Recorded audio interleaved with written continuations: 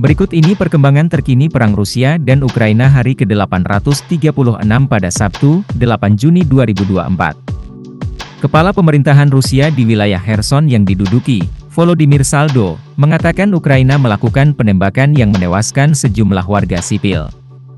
19 orang tewas dalam penembakan dan 5 lainnya terluka di desa Sadove, distrik Skadovsky. Saldo menulis tentang distrik kota Holopristan, tulisnya di Telegram, Jumat, 7 Juni 2024. Senjata AS belum bisa hentikan serangan Rusia. Media Amerika Serikat, AS, The New York Times, mengatakan Rusia masih mempertahankan keunggulannya dalam hal tenaga kerja dan senjata. Paket bantuan militer AS ke Ukraina, yang disetujui pada bulan April, memudahkan angkatan bersenjata Ukraina untuk mempertahankan posisi mereka, namun senjata Amerika belum menghentikan serangan Rusia, lapor surat kabar itu kemarin. Musuh berada di atas angin dan akan terus menyerang, tambahnya. Rusia unggul dalam senjata dan SDM. Menurut Robley, peneliti senior di program Eurasia di Institut Studi Kebijakan Luar Negeri, Rusia memiliki keunggulan signifikan dalam hal sumber daya manusia dan senjata. Analis tersebut yakin Rusia akan melanjutkan operasi ofensif yang akan berlangsung hampir sepanjang tahun.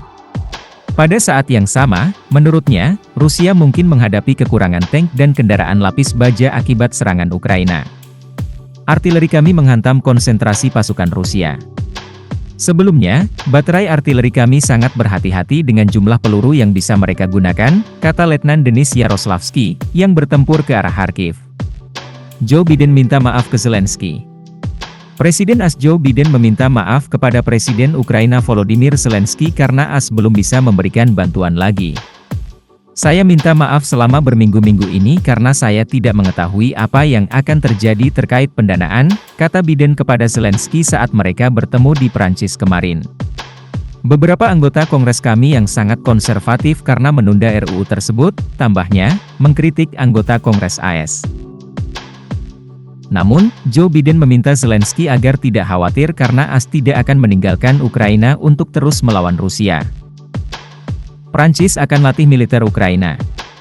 Presiden Prancis Emmanuel Macron berjanji bahwa Prancis akan melatih dan memperlengkapi seluruh brigade angkatan bersenjata Ukraina.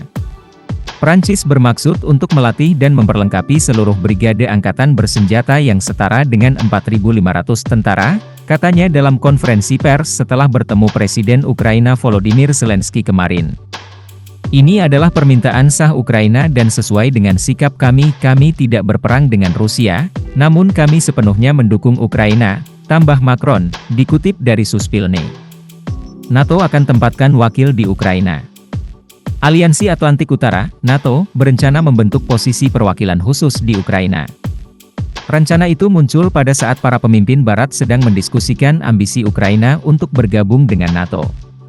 Rencana ini masih dibahas dan harus diumumkan pada KTT NATO mendatang di Washington, jika tentu saja disetujui, lapor majalah AS, Foreign Policy, kemarin. Perwakilan baru ini akan mengordinasikan dukungan NATO kepada Ukraina, termasuk aliran bantuan militer dari berbagai negara Barat. Usulan langkah tersebut muncul di tengah perdebatan yang lebih luas di antara negara-negara anggota NATO mengenai apakah akan mengerahkan pasukan mereka sendiri di wilayah Ukraina. Beberapa pejabat Barat mendukung pembentukan utusan untuk memantau pengiriman senjata.